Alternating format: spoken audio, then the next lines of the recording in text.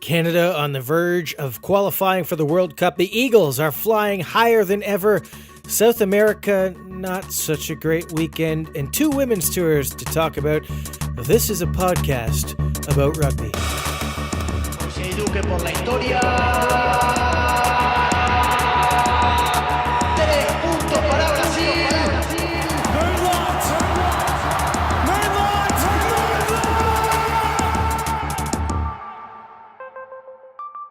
Third episode, no name. A couple more came in the last week, so before next week, we'll do a poll online, and you can decide what it should be called, if anything. At the moment, it's the ARN podcast, exclusively on America's rugby news. Anyway, I'm Brian Ray. Another huge weekend of international rugby behind us. A quick word before that, some collegiate results. Congratulations to the Dartmouth women for winning their first national title. Big Green 19-14 over Harvard. I've toured both spots. Great places to go. New England rugby really blowing up right now, so congrats to them. Up in Canada, the men's university championships are underway in Victoria.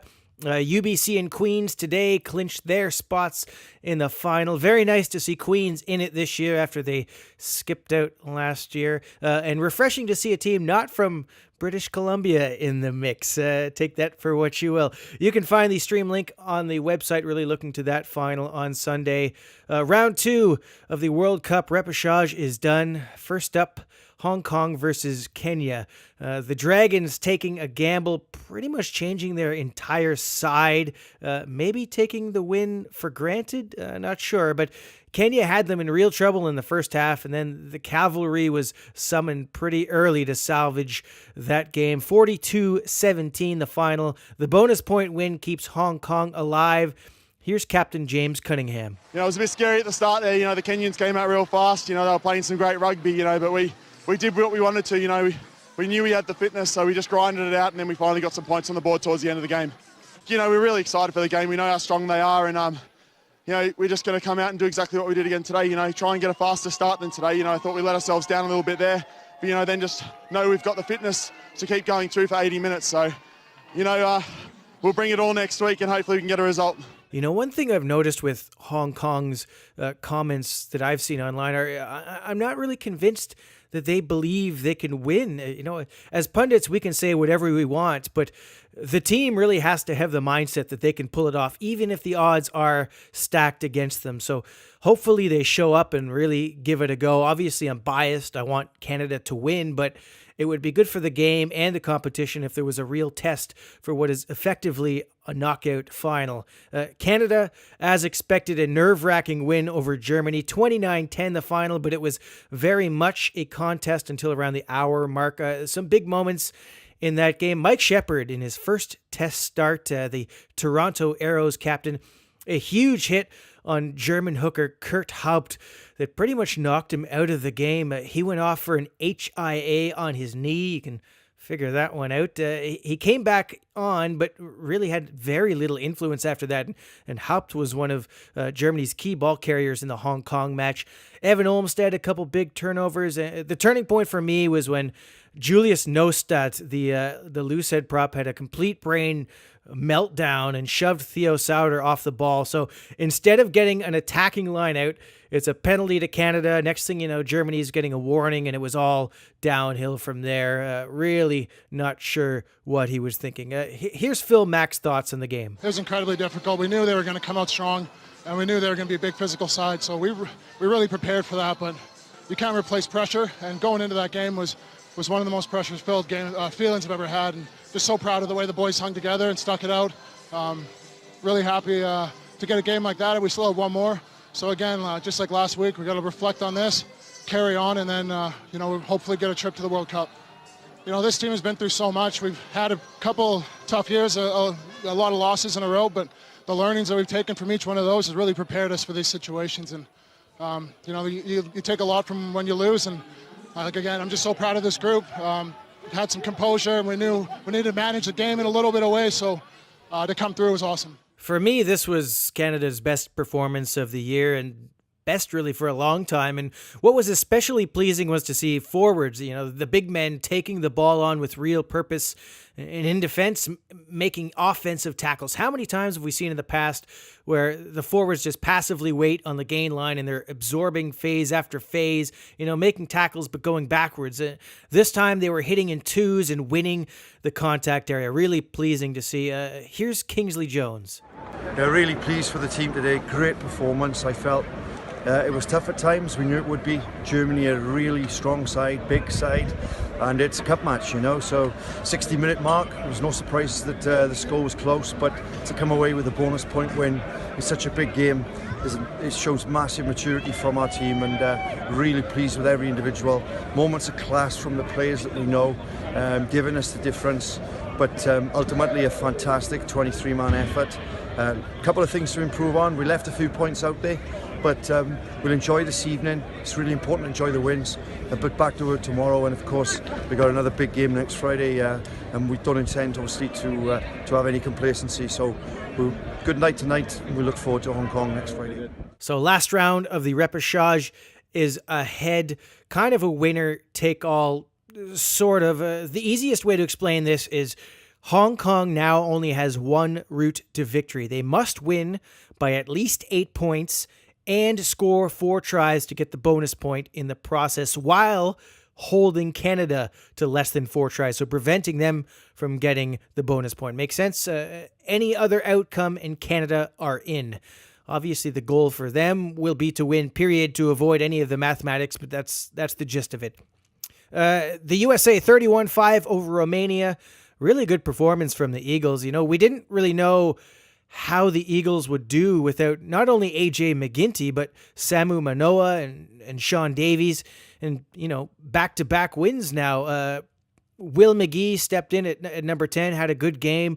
Paul Asiki and Bryce Campbell, dominant in the midfield. Really bright performance from young Ruben De Haas at scrum half, who was thankfully okay to play against Ireland this weekend. I thought the second row in particular was outstanding. Greg Peterson is playing maybe the best rugby of his career right now, and Nick Civetta also tremendous. So the Eagles now 13th in the world, ahead of Italy, ahead of Georgia, ahead of Samoa. Really encouraging stuff, and we'll touch on that again later. Ireland, of course, up next. They beat New Zealand in a very intense match in Dublin. I actually think the win at Soldier Field was a better game, but, to each their own. It was certainly worth watching. The atmosphere at the Aviva, as expected, amazing. Great venue.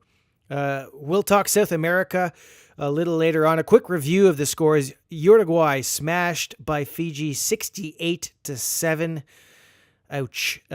Chile lost to the Maori 73-0. There were 4 or 5 tries right at the end that kind of blew up the score a bit. The South America 75-22 over Paraguay. Tri-Fest in Asuncion. Argentina losing 28-13 to France. It wasn't so much the scoreline that was bad. It was the second half performance just wasn't up to scratch, and we will address that point specifically in a bit.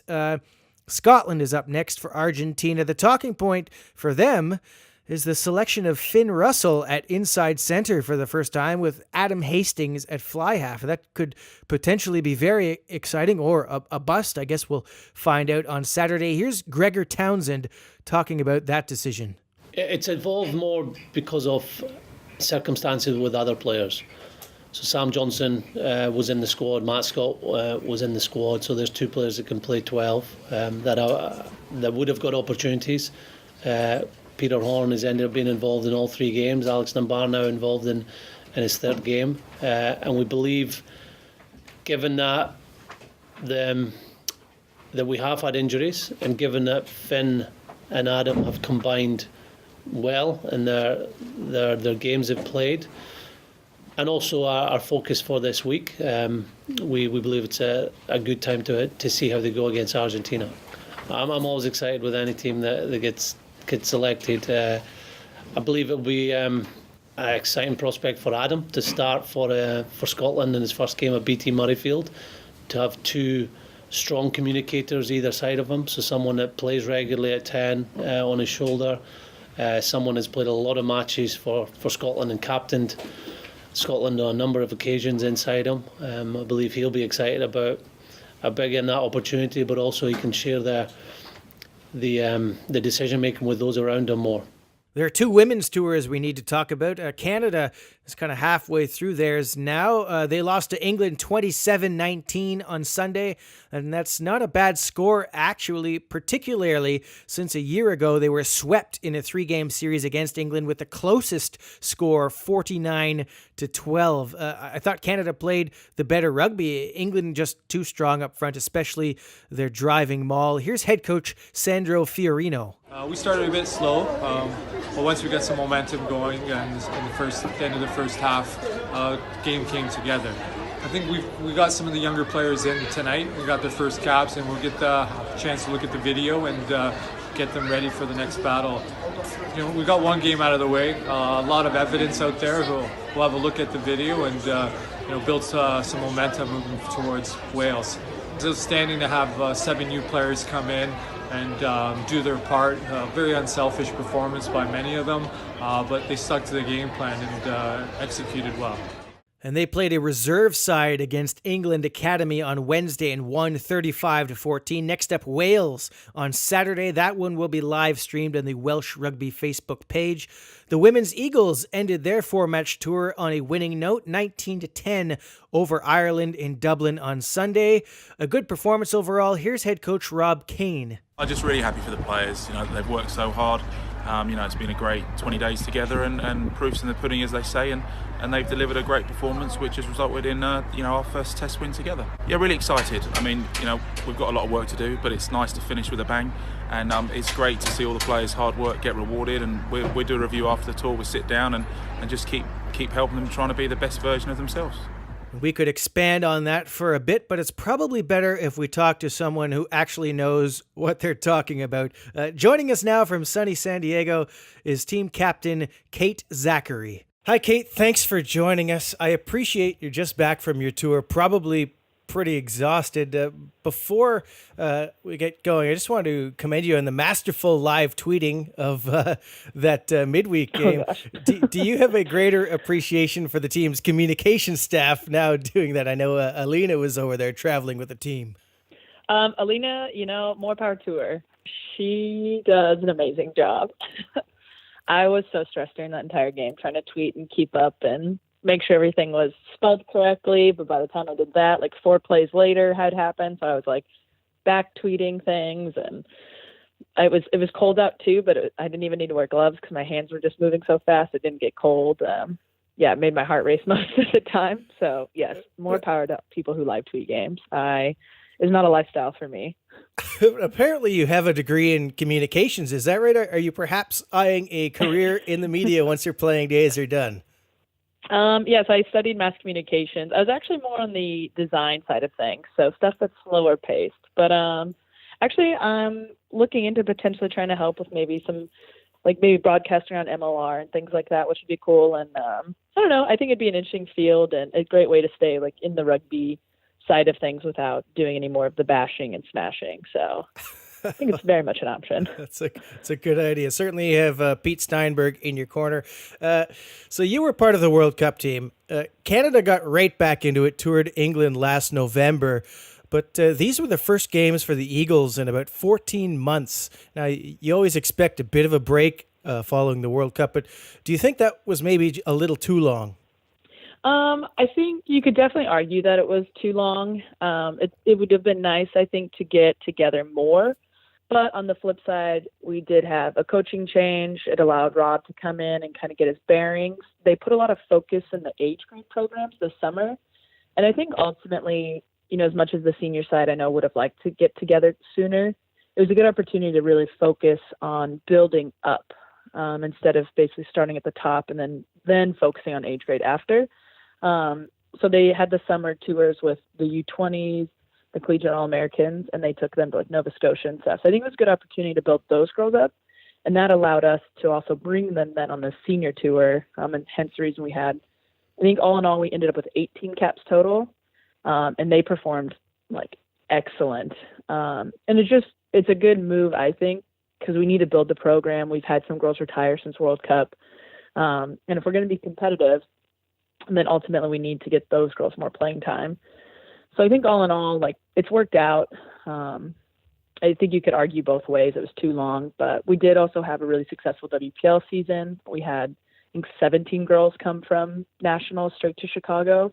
So it wasn't like people weren't playing. We just weren't playing all together. And as you said, new coach Rob Kane, lots of new faces, although you did have some veterans back. You're the new captain. And then after all that time, first up, you're taking on the world champions. So it's kind of a baptism of fire. What was the message to the team heading into that game? Well, one, it was, set the standard. So why not start with the best of the best for the getting back into it? With the girls, honestly, it was, we knew it'd be a tough game. It was our first week together. We had about 4 days of training. The biggest thing was it was a reminder that we're on a long journey. This was a short-term thing, right? The games, we were having this tour. We had some short-term goals in place to get people capped, get people experience, enjoy it, embrace the crowd, embrace the home facilities, embrace the fact that this is the biggest stadium the women's teams have ever played in, and just enjoy it. And just reminding people that, ultimately the long-term goal is to be the best when World Cup rolls around. And so there was going to be tough moments, but to also celebrate the little moments. So when people have a line break, like, even if we don't complete it, like, look at the opportunity we made and how can we be better at that opportunity next time. But just to celebrate every little moment we had and just enjoy it. I mean, it was a fantastic crowd, fantastic facility, great day. I mean, all in all, I think everyone really, really enjoyed it. Nobody paid attention to the scoreline at all. So is that what you as a senior player take out of this? I mean, obviously for the young players, this was a huge learning experience, but for the senior group, is it just about taking the game kind of for what it was and not getting too wrapped up in the result? I think so. I think it was one thing to kind of manage the expectations, because you definitely, you kind of nailed it there. The veterans they've been around, they've been to the World Cup, they've experienced, our 4th place finish, like competing with the best and the best. But I think after the game was over, I know some people were frustrated, but the more we talked about it, everyone bounced back really quick. I think they really, jumped on board. We're in agreement that, like, you know what, if we're going to be good, if we're going to be great, we have to take, you have to take some setbacks in the sense of losses, but realistically it wasn't a setback by any means. Like, again, we had, in that game alone, I think we started with 8 new caps right off the bat. And it was just embracing them and pushing them to be the best they can. I think the veterans did a really great job of embracing the new players and helped build them up over the course of the 21 days we were together. And I think that made a really big difference in mentality for the whole tour. People knew it wouldn't be easy, but I think they were more focused on making sure each player got better instead of, were we going to win against New Zealand or England or Ireland? We were just focused on making sure each player got better each game. And for you personally, I mean, you were an All-American soccer player, a latecomer to the sport. Here you are captaining your country against New Zealand at Soldier Field. So, I mean, like, standing out there, hearing the anthem in that situation had to be an emotional moment for you. It's definitely one moment for a lifetime. Try not to get too overwhelmed with that, though. I've stood at multiple national anthems, but it's something special when, it's in your home crowd like that. I had a lot of friends and family in the stands, a lot of friends and family watching. But honestly, I was just more excited. Super pumped about the fact that, like, the women's rugby program is growing so much, that we're going on this 3-week tour. We had so many new players. More than anything, I was just really excited for that feeling and how many fans were in the crowd there to support us. I didn't really think about, like, me personally as the captain, but more like how big this was for the program and how cool it was going to be overall. Well, maybe we can see why you've made the evolution, if I can call it, from soccer. On the rugby wrap up with Matt McCarthy, we saw that for those who haven't seen it, check that one out. You were on there about a month ago, just before the tour. We've seen others make that switch from soccer to rugby. What I'm wondering is, how does a talented soccer player end up playing in the forwards where you don't even really get a chance to kick? I like to think I'm big and strong and quick. But I played goalie early on in my soccer career and then transitioned to playing forward. But I also have 3 older siblings who beat me up, so I'm constantly used to wrestling matches with my brothers or running away from my sister so she can't, make fun of me or beat up on me either. So they actually like to take the credit for the fact that I am decent at rugby nowadays. So my brothers constantly tell me they remind me to thank them, I guess, actually. So it, for me, honestly, was kind of a natural transition, I feel like. And I don't know, I kind of actually like being in the forwards because the expectations are to be physical, but you're also now expected to be quicker and also still have the handling skills of the backs. And kicking also looks like a lot of work for me. So I kind of like the idea that I'm not expected to kick, but if I did, it'd be really cool because I'm a forward and nobody expects a forward to kick. Hey, do you still practice kicking? Like, have you ever challenged like Megan Foster or Kimber Rozier to a kicking competition in practice? I haven't, really nailed down the place kicking side of things, but I actually do practice a lot of grubbers, and we went on a development sevens tour this past spring, and Jared Fowle was a coach for that, and I play under him for the San Diego Surfers, and we made a play where if we got a penalty and we were about 10 meters out, he's like, what you're going to do is you're going to start to run sideways and grubber it, and one of our players ran onto it, and we actually scored in a development tour, and I grubbered it in for one of our players to score. So sometimes I still kick around, though. It's just fun.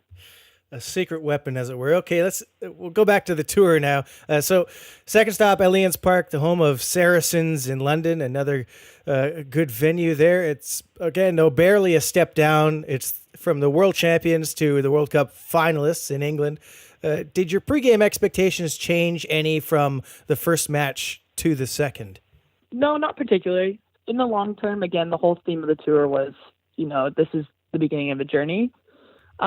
Really the only thing that changed is we've been together for 4 days. So here's a general game plan, nothing technical, just we want to move the ball in this direction.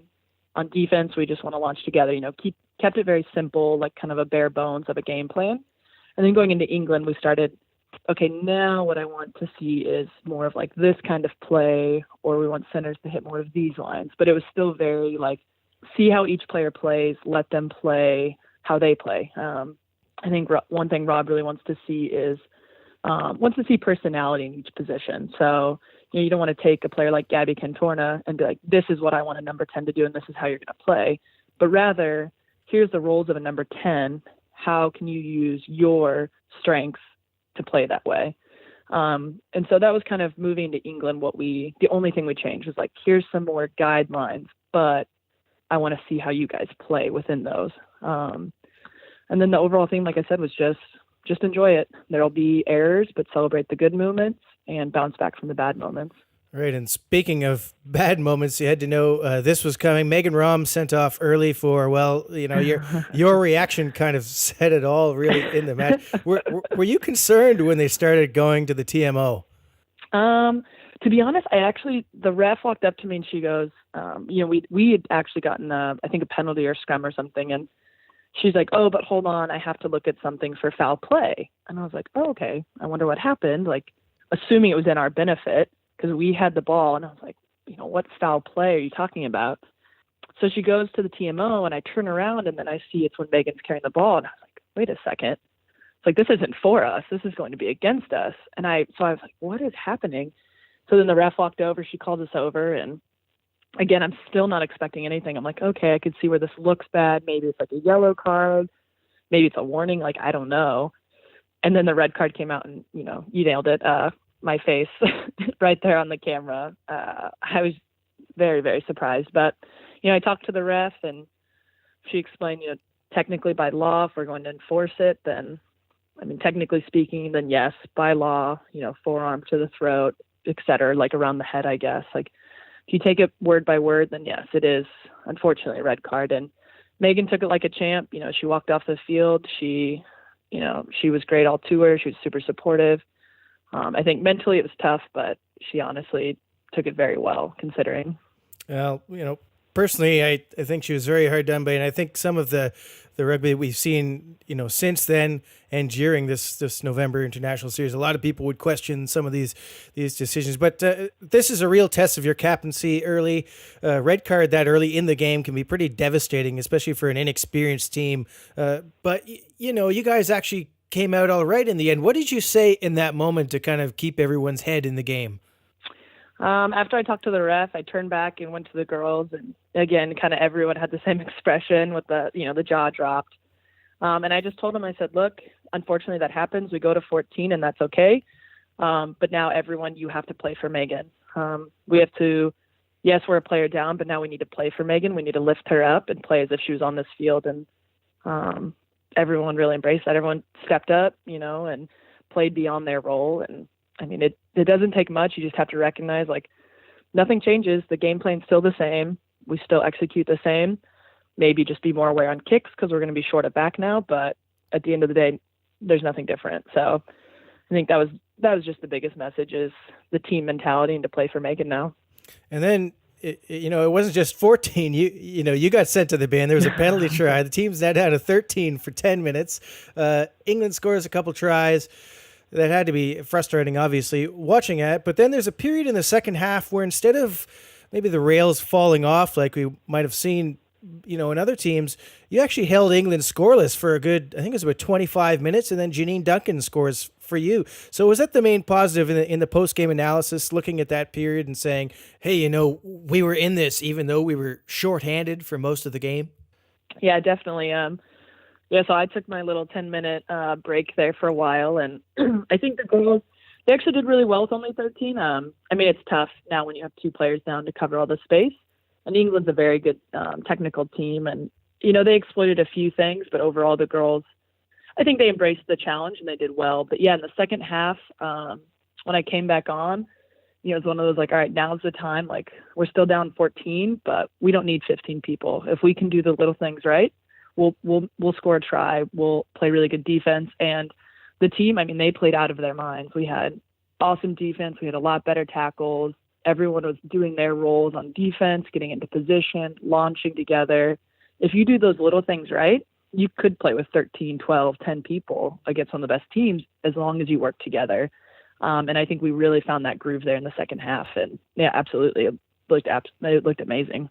So, kind of an upwards trend right from that red card moment for the team, and maybe your yellow card. But so 2 defeats in a row. The fringe players, though, then got a memorable win over England Academy. That was your Twitter explosion there. How much of a lift did that give the team heading towards Sunday's match against Ireland? It really helped a lot. I think people were still in positive spirits after the New Zealand and the England game. But, you also can't help but want to win, right? You just want that retribution of, like, we've done something good. Like, yes, we've spent the last 2 games saying, oh, the scoreline doesn't matter. Like, we played well. Look at all these moments. But, there's still that little bit in the back of your head that's like, yeah, but we still lost. And it was huge. We had a couple girls who hadn't played yet either. So they were coming off not playing for 2 games. And they were just lightning on the field. The tackles we made, the runs we had, the execution of our back line, you could really start seeing the game plan was coming together. We still have stuff to keep working on long term, but all the short term stuff, like the goals we'd been setting, the key aims, they executed that game. And the kicking was on point. We made some great kicks. We took a penalty when we needed it, scored some great tries, which all included support. And the vibe, I guess, if you'll say, on the bus on the way home, like, everyone was just ready to go. Everyone was excited for the Ireland game. And I think it was a good boost at the right time. And then it obviously paid off. Last stop, Dublin, Ireland, kind of a similar team to you guys, a team in transition, a little bit lower on the rankings, but, still a threat, obviously. You came away with a convincing win. Was it important to get a result at the end of the tour? I don't think we're focused on it. Again, it does make a statement, and it does send people off in even better spirits. But I think ultimately, at the end of the day, like, we knew it was a game we could win, but we could also lose very much. Ireland is a good team, but they hadn't been practicing as much, and now we were, about 2.5 weeks into being together. So there definitely was a little bit of pressure and expectation that we should do well. And so it was just kind of reminding people that, like, you know what, we're Eagles. We're going to go into this cool, calm, and composed. but we're also going to bring the pressure because you know what? We have been together for a little over 2 weeks now. Ireland hasn't been together as much. And, you know, if we just put on the pressure and do the little things right, like we can win this game. And I think that was the biggest focus, was just don't get panicked, don't get overly excited, but celebrate if we score and then reset and do it all over again. And I think you could see that, especially in the first 20 minutes of that first half. It was score, reset, you know, put some pressure on, score, reset. Fell away a little bit there in the second part of the first half. But we reset at halftime. We acknowledged the fact that, you know, we kind of slipped off there for a bit. In the next 40 minutes, I think we really put some more pressure on, but Ireland gave it right back. You know, they scored right before halftime.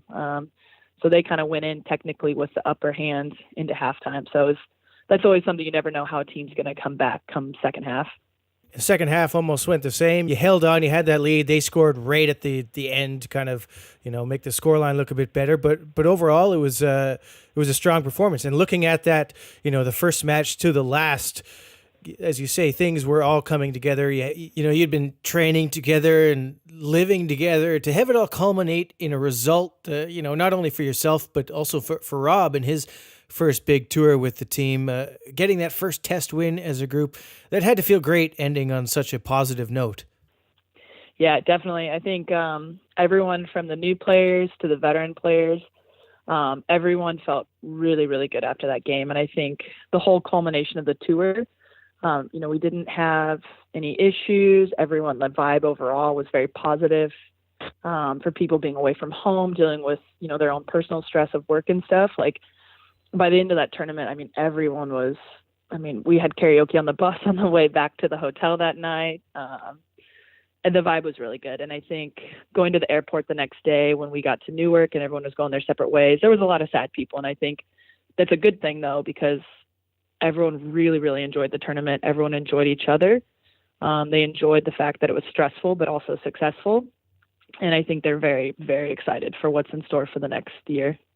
So that kind of leads into my next question. What is in store for next year? It was, you know, 14 months from the World Cup to those games. So, you know, what's next? We've heard rumors that maybe a regular calendar is finally on the way. Has anything been said to you? When does the team get together again? Yeah, I think the goal is to have something actually in March or April. I think they're still finalizing that, but we'll play a couple international matches there, hopefully in March or April.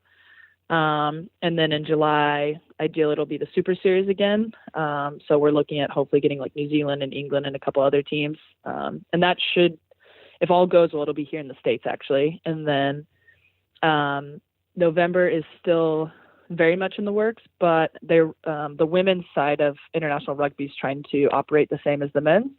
So we'll do another autumn internationals, which will again fall in November. So similar to how the men's do a spring, summer, and fall test matches throughout the year, the goal is this next year to do that for the women as well. So we're looking at between this November through next November having somewhere around 10 games, which is how many games we had between the last World Cups total. So this next year is going to be a lot of opportunity for people to get playing time. Well, that sounds like a real boost and something that's long overdue. For you personally, you've also played international sevens. Are you going to be jumping back and forth between the two programs, or are you just focusing on the 15s at the moment? I'm actually still in the works of making that decision. I, after Sevens World Cup in San Fran in July, decided to take the fall off and just play club rugby, kind of focus on my own personal life and just take a break as well. Playing 15s is necessarily giving my body a break, but it was a break from the day-to-day.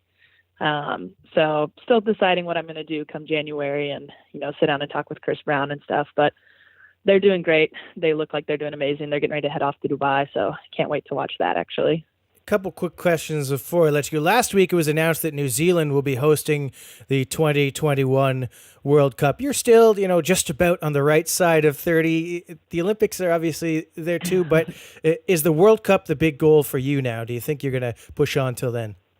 Definitely. I am 100% in for trying to make the next World Cup. I've never been to New Zealand, so I am very much keen on trying to make that tour, and it's an amazing experience. I loved the World Cup in Ireland.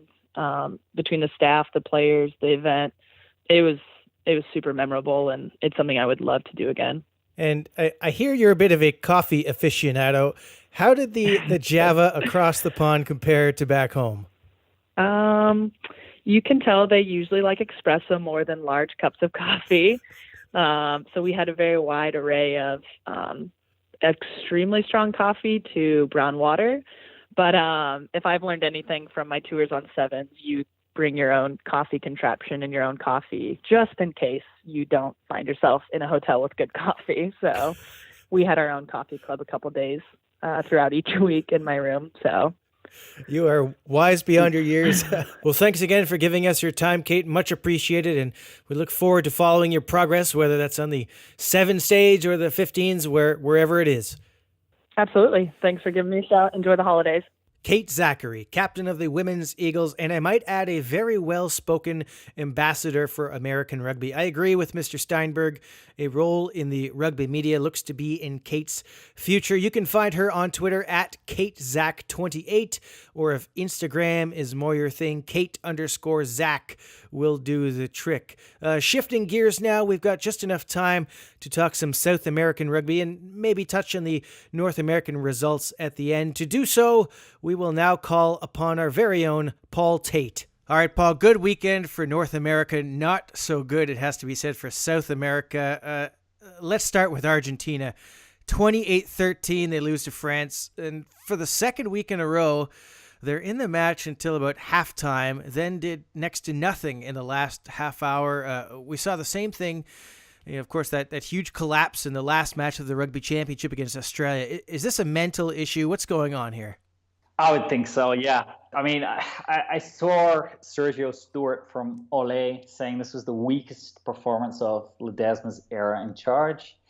And the numbers certainly back that point.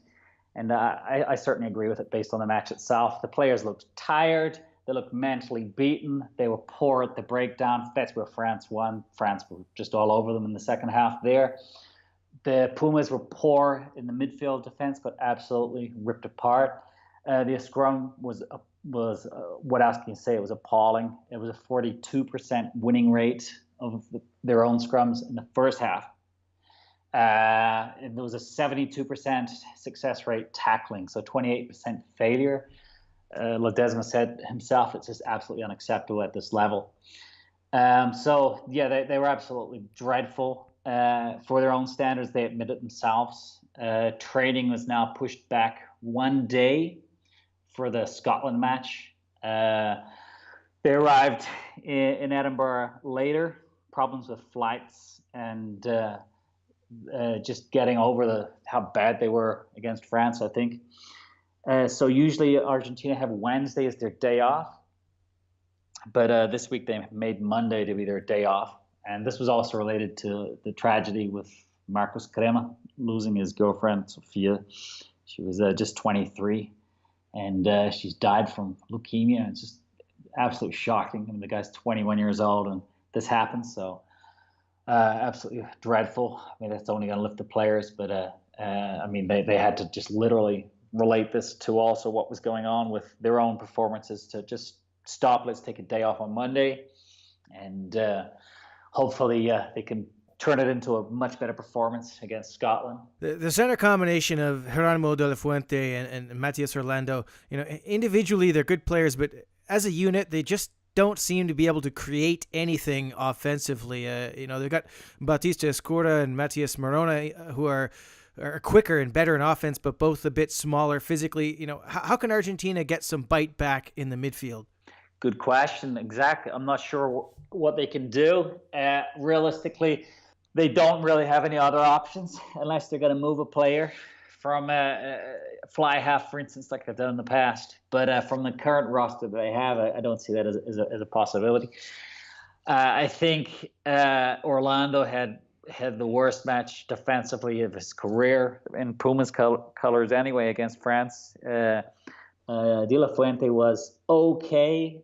He did set up the try, but he gave the magic pass to Moschano to score. So that was a plus. But realistically, these guys, I'm not sure, are going to be the standard required to get past France and England in the World Cup. Marcelo Bosch too old. So who can you get? Well, possibly the answer is what we've mentioned in the past, which is let's get Emiliano Boffel playing center. He was 13 in the under-20s, hasn't been there since then simply because he was 21 in Jaguares playing wing. Now he's fullback because the fullback they have is injured, Tucalet. So, I mean, what are we going to do? Are we going to move him again to the midfield? I mean, maybe they're going to have to. I did think that Matias Moroni was good in the Rugby Championship. Now that they're going for Orlando, he did have a couple of good games in the Rugby Championship himself, but we're not seeing the same command over the position as we've had from previous players like Bosch, for instance. So they're in a bit of a hole. I don't see any immediate solutions. So hopefully they do have some surprises for us. So Scotland have named their team for the weekend already. It's a side with a lot of attacking potential. They've got Hastings at 10 and Russell at 12. Is there any chance of a Pumas win at Murrayfield? Oh, definitely. People are talking about the match from Chaco from Argentina in June, just how poor Argentina were. That was Horkad's final match. Scotland won that easily. In fact, it was just absolute, playing against schoolboys. Argentina were dreadful in that match. They're not going to be anything like that again. No question there. I thought Scotland were very strong against South Africa and Fiji. They could have actually defeated the South Africans, and maybe they should have. I mean, the captain, Kolisi, why on earth he was not red carded for a headbutt, I don't know.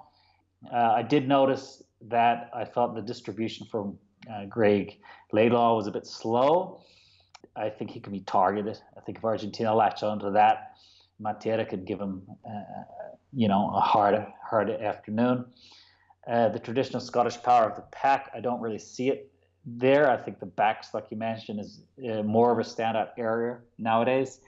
Russell at 12, very interesting. I cannot recall seeing him play there. He's always been 10. He's been the best 10 in France this year. Okay, they want more attack, I guess, but don't really see the need to go there, but they have. I think Argentina, though, they simply have to win this match. This is about ending a year which has had all kinds of problems. Ledesma got them to win away in Australia. Now you've got the Marcus Cremas tragedy. I just think this is going to be the motivation for them. So I'm going to call Argentina to win by 6. Uruguay smashed at Hartpury 68-7 by Fiji. Almost a complete write-off for Los Terros. And to make matters worse, they lost Manuel Ardao, their promising flanker turned hooker, early in the second half. Santiago Arata, on the other hand, was very good. But did you see any other positives aside from Arata's performance? No, just that.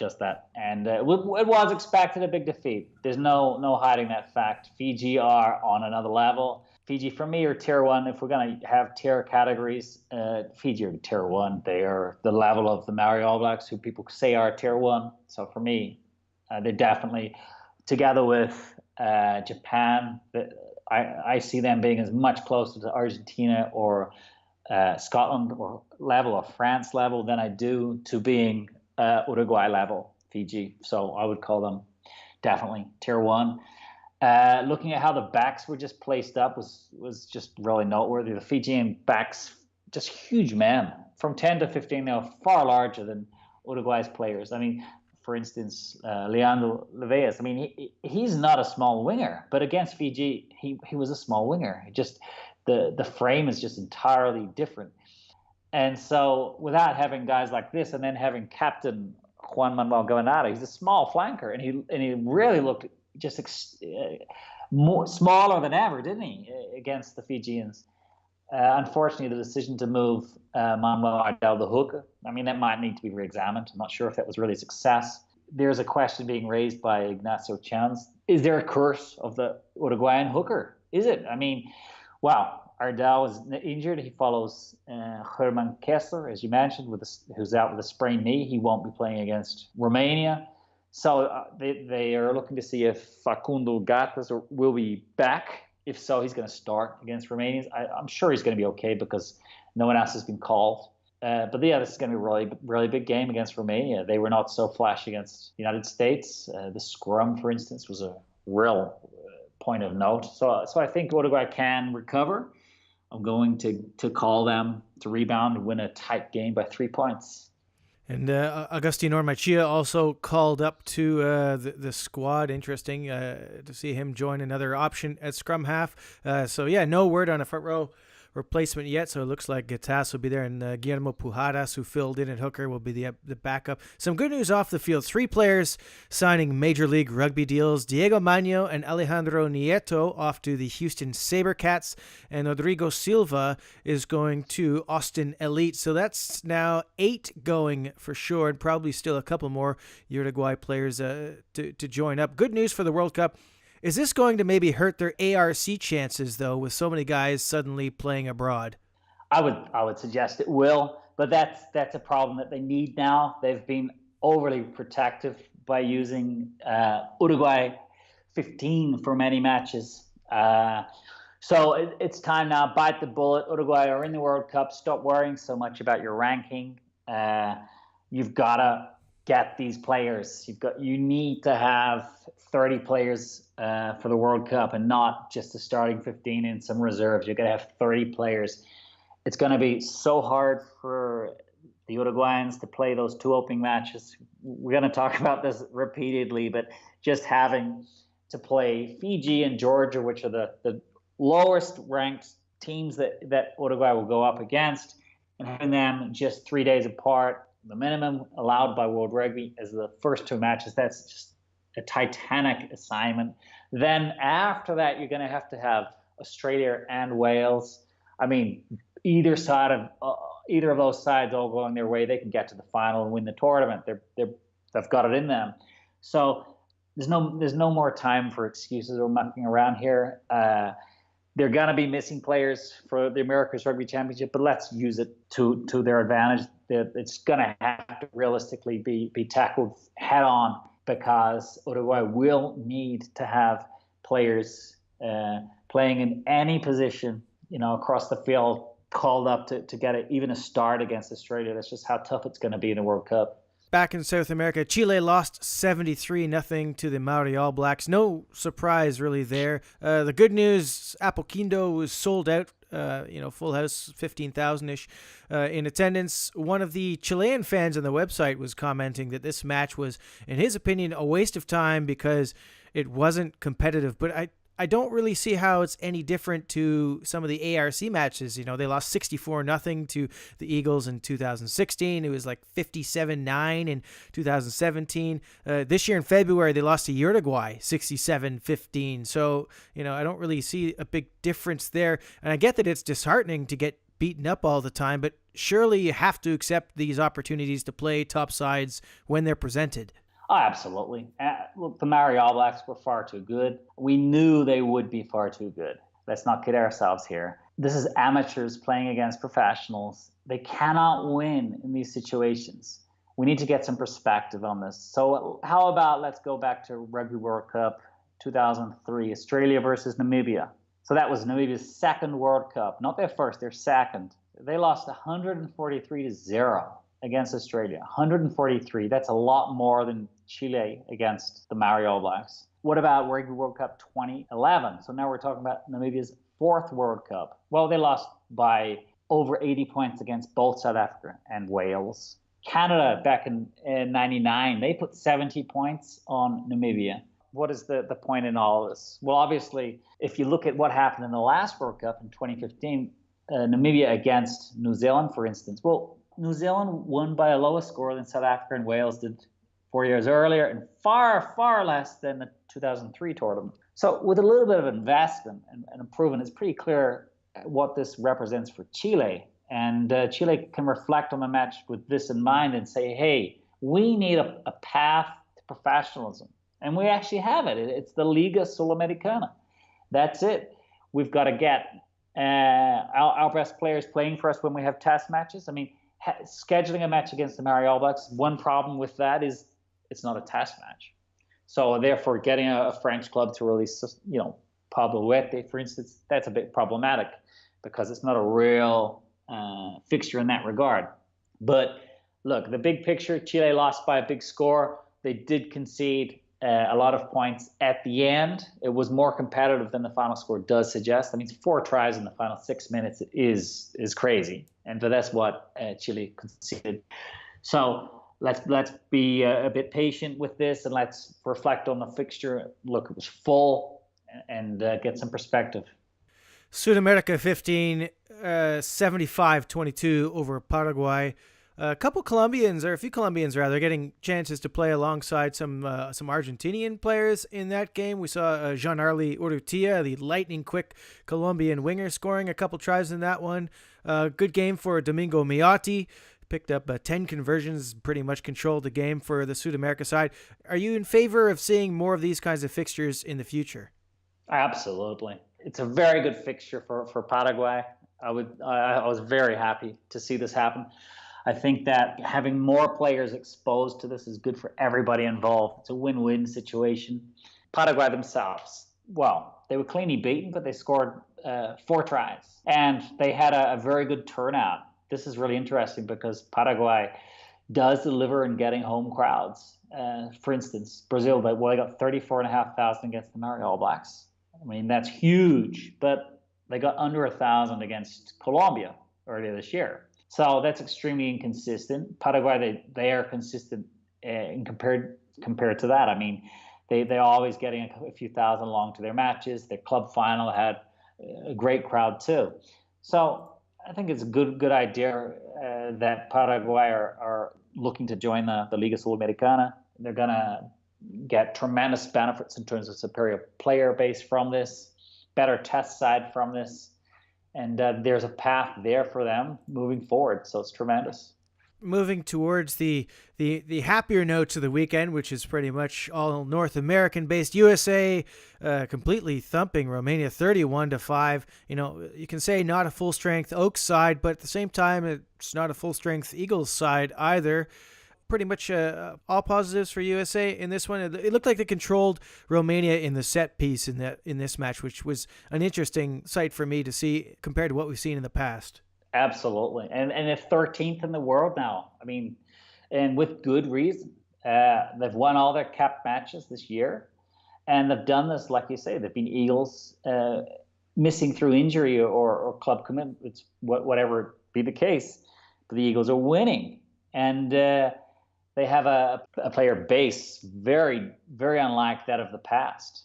It was very easy in the past for one guy to get injured and they just couldn't replace him. And we're not seeing that at the moment. We're seeing the opposite. In fact, Will Maggie was third choice, I guess, fly-half, isn't he? Because of the injured players. And he had a great match. He was thrust into the side and he did a fine job.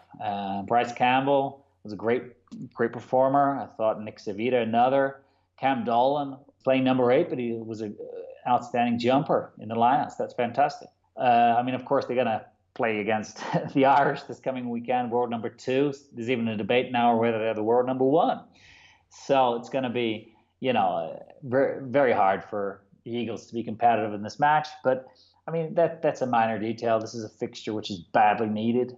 I mean, the Eagles have Argentina, England, France, and Tonga in the World Cup and Japan next year. So 3 of those 4 oppositions are elite opponents. One of them's won the World Cup. The other one's lost, maybe should not have lost the final. And the third's been to the semifinals twice. It's huge. So the United States need this match against Ireland. No doubt about that. It's great preparation for them. Let's see where the scrum is against an elite opponent. I agree with you that they had the better of Romania in the scrum.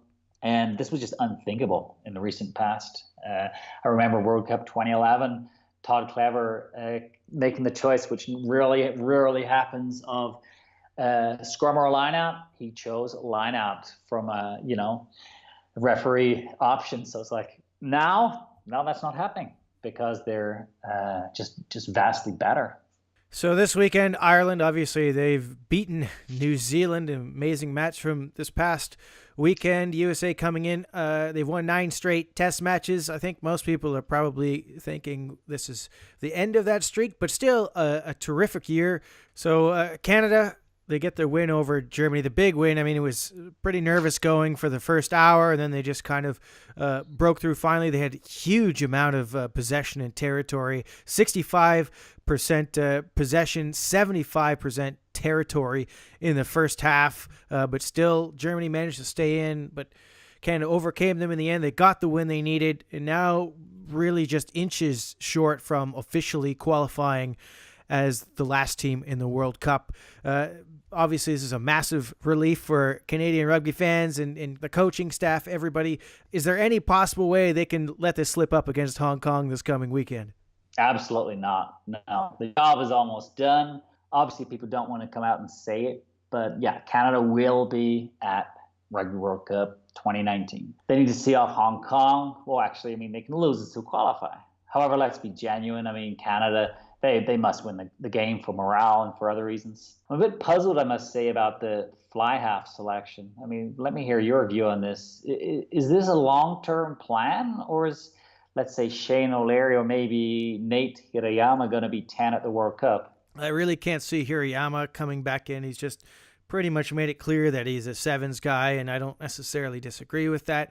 I am surprised. Certainly a lot of people were surprised to see McCrory selected. I was certainly surprised and perhaps even more surprised that Shane O'Leary didn't even make the bench. Sure, he didn't have the greatest games for Canada earlier this year, but let's look at the context of those. When he came back against Uruguay, it was his first game back from an injury. He'd been out. He hadn't played in weeks, a couple months. And then in the summer, he really didn't have a great stretch of games when he was with the Trailfinders last year.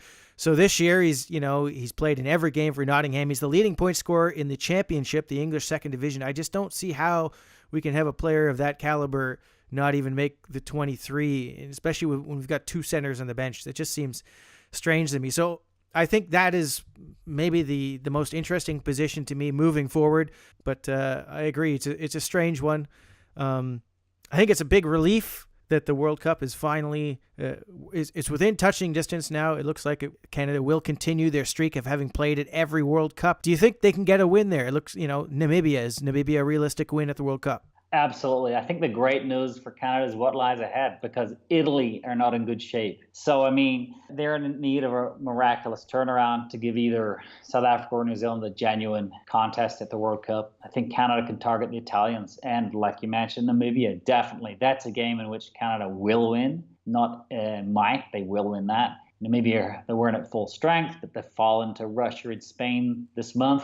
So there are all kinds of problems. I don't see the African side being able to have the same firepower that they had 4 years ago at the World Cup. Their off-field controversies are well documented. So I figure that because of where this is placed in the schedule, that's a game which Canada are going to go into as favorites. They're going to be ranked higher than them prior to the match too. So I'm very confident that Canada are going to get a win in the World Cup. And like I say, the game against Italy is going to be one which Canada can really target too.